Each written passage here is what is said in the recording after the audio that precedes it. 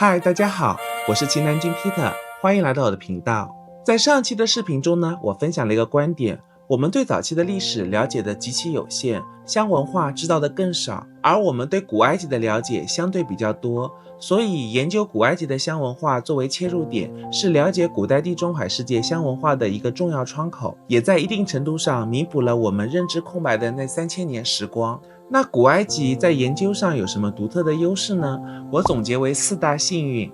好了，那我们开始今天的内容吧。第一个是宗教记录。古埃及是一个高度宗教化的国家，而芳香在宗教中扮演了重要的角色。其他文明的历史并不重视芳香，从而忽视了它的记载。而古埃及由于重视宗教，芳香经常会被作为宗教内容的一部分而被大量记录。古埃及的世界观中是存在魔法的，我们叫它赫卡，而芳香被视为实现魔法的元素之一。古埃及人不仅在魔法典籍和医疗文献上专门记录，还会将大量的信息刻画在神庙和墓室的墙壁上。这一点我们在未来的篇章中会详细讲解。而众多数千年前的神庙和墓室依然大量留存，加上各种出土的文献和文物，因此留下了丰富的原始记载。第二点，气候干燥。古埃及极其干燥的环境非常有利于保存文物和进行考古学研究，那里绝对是天赐的考古学圣地。这个真的是埃及最独特的优势，令全世界的考古学家们羡慕嫉妒到眼红。凡事真的怕比，你要是对比一下我们自家的情况，你就知道为什么了。大家知道先秦时代的文献、建筑、墓葬遗留物等等都是历史信息的载体，但文献主要写于竹简和绢帛之上，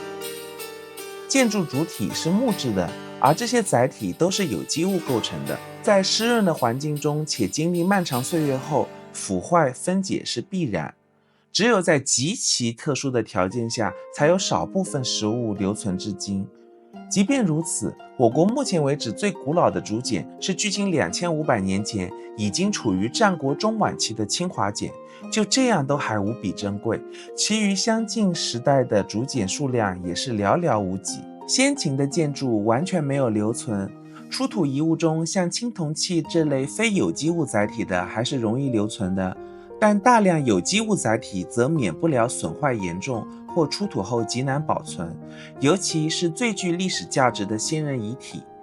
目前除了马王堆的辛追夫人因为奇迹般的缺氧环境下幸运的千年不腐外，我国至今没有任何保存完好的公元前时代的先人遗体。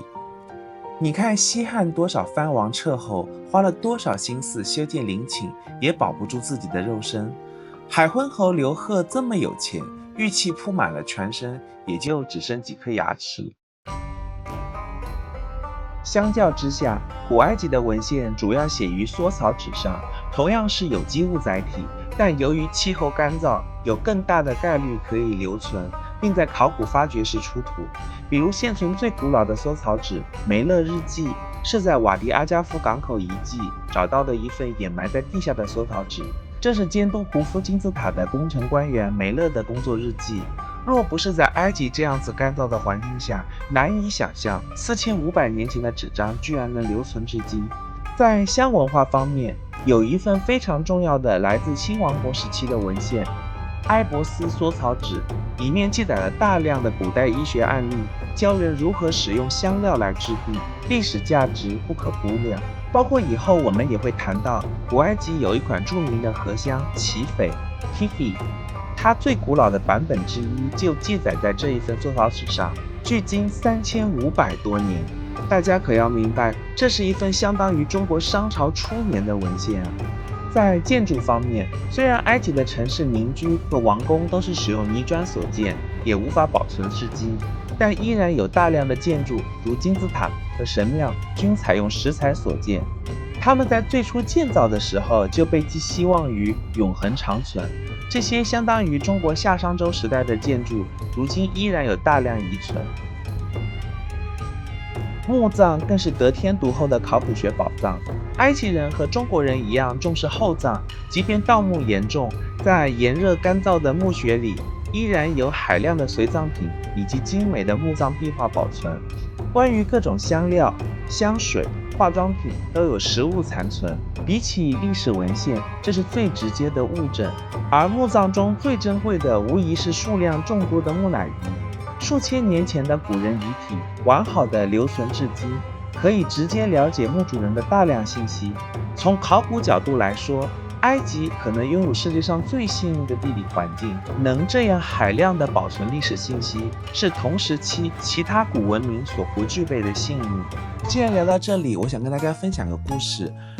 前2年的时候呢，有一场新书发布会，当时的出品方邀请了2位重磅嘉宾，一位呢是北大的埃及学学者严海英教授，另外一位是在中国考古界非常有名的许宏教授。当时在会上，许宏教授就表达了对严海英教授的羡慕，他说我们中国考古人真的很羡慕你们埃及学家的研究条件，东西实在太多了，我们想都不敢想。当我听到许宏教授的这段感慨时，让我感觉很亲切，因为我曾经跟我的好朋友之间也有过类似的对话。当时我跟我这个搞考古的朋友看完展之后，他就跟我感慨，他说你看看人家，别的不说，就光只是说文字好了，从中王国到新王国就对应着我们的夏朝到商朝，人家高级一点的有宗教文本、行政文书，零碎一点的呢有杂物清单、工资的账单，甚至连下三路的民间色情文学都有。他说你看这样子还原出来的历史才更加全面细致啊，而这种条件在中国考古学简直就像做梦一样。那次谈话中还有一点让我印象特别深刻，他说如果你能让我读到中国商朝老祖宗写的色情文学，那我做梦都能够笑醒。好了，我们话题差远了，我说这些只是想让大家直观的感受一下中国的考古人其实挺不容易的。3. 文明交融。古埃及文明在传承的过程中发生过巨变和断代，但它曾经与周边的文明产生过交流与融合。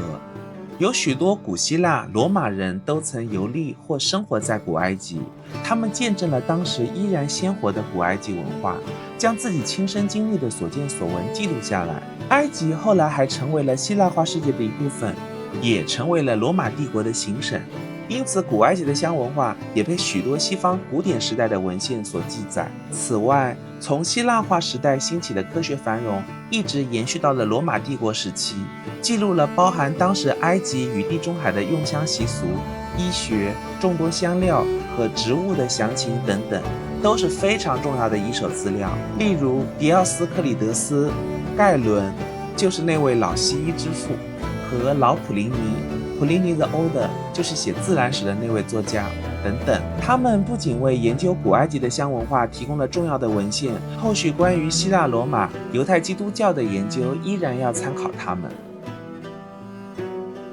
4. 学霸们研究了200年。埃及学的研究绝对可以称得上是积淀深厚，成果斐然。西方世界自古以来便对埃及文明抱有浓厚的兴趣，从文艺复兴后便有了风靡欧洲的埃及热，终于在19世纪前叶发展成了埃及学，